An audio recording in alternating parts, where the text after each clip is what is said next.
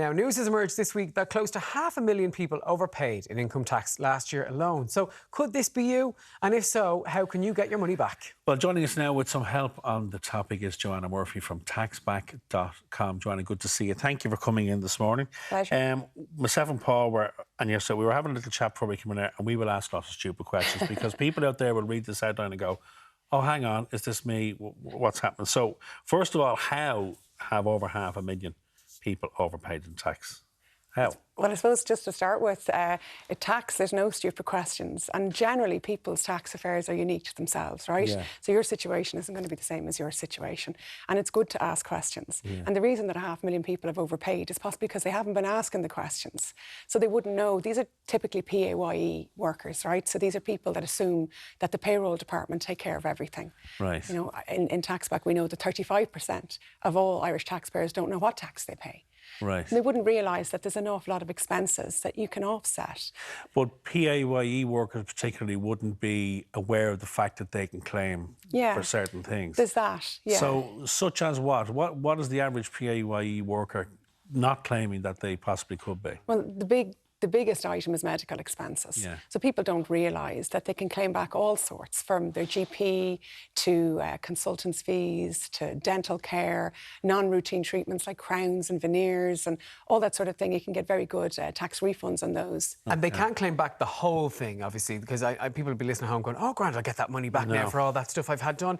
But it's only a certain amount and it's all down to the percentage and stuff like that, Yeah, isn't it? that's right. Like, there's various percentages that are applied based on your expenses. For example, if you were going to the GP and you spent €200 in the GP over a year, you know, you can get your tax back over 4 years. That's €800. You can get 20% of that back. That's kind of substantial. That's €160, for example, in one item. In terms of tax, generally speaking, you mentioned PAYE workers, people seem to be afraid to almost to poke the bear and say, oh, no. Yeah. It's that presumption, though, particularly if you're a PAYE worker, that when you get your wage slip, you just look at the bottom right-hand corner, that's what I got. You're not paying attention to the rest of it. Yeah. It's about knowing whether you're getting the right allowances. Are you on the right tax band, etc., etc. We can't just hand that over to a payroll department. We have to be aware of that ourselves, don't we? Yeah, there's two things to that, really. The first thing is obviously around education, like what are the allowances? Yeah. If I go on, of course, I can go on Revenue Online today and I can do a tax return. That's easy to do. But what I don't know is what am I entitled to? In my situation, what are my allowances? And the biggest thing that our clients tell us, it's really the fear factor. People don't really want to engage with the tax man, but that's a mistake because actually 2/3 of people are due tax back. Anybody listening here, 2/3 of people, of your viewers this morning, would be due tax back. And the average amount for us is more than €1,800. Like, it's really substantial. Particularly in today's climate, that's a huge amount of money. You know, and then even, you know, talking about the climate and, you know, the cost of living crisis and the fuel crisis and people's, you know, really starting to hurt in their wallets. A lot of people now have been working remotely for the last 2 years and they don't realise that even in that they can offset a lot of their expenditure, their broadband, their home heating, up to 30% that they can offset and in fact get tax back on that. So there is an education piece. Some people don't want to get involved in that. They don't need to.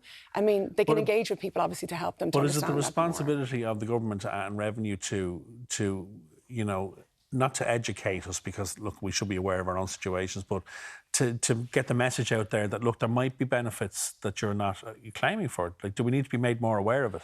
Yeah, I think the message from government, they do, I suppose, the best they can, but it could be a lot clearer and a lot more blunt. And I suppose the blunt message would be, you are likely due money back from tax. Yeah. It is highly likely that that's the case. 70% of people will be due tax back. Wow. What type of tax relief might people be entitled to that they might not have an absolute clue about? Like, I know we've touched on medical and stuff like that, but is there hidden ones within our day-to-day life that we might not even have a clue that we need back? Yeah, there are some really big ticket items. So admiring your teeth, for example. Thank you so much. I presume they came at a cost, and I hope that they weren't cheap. I didn't go to Turkey for these. You weren't in Kusadasi. No, I wasn't. You wouldn't get the tax back if you're losing There you go. Yeah, so things like, dental care. One of the really big things that comes up very regularly for us actually are people that have a loved one in a nursing home. That's a really big cost. Yeah. And sometimes that's shared between siblings. It's a very vulnerable time in a family's life when they have to make that decision.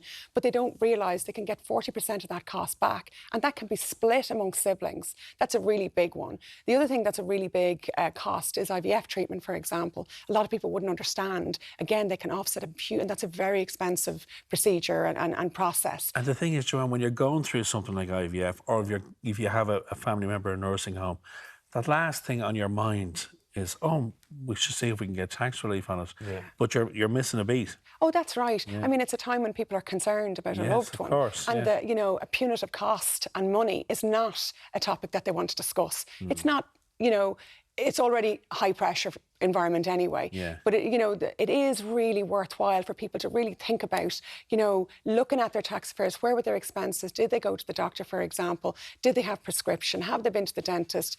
Have they a child in college, for example? There's all sorts of reliefs that are available. And the thing is that the reliefs expenses are not automatically applied. So it is up to you as an individual to do that. You have to go and get them applied to your case, Indeed, your circumstances.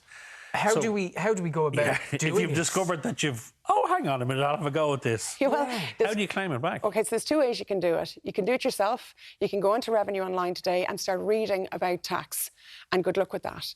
Or you could you could get somebody else to do it for you.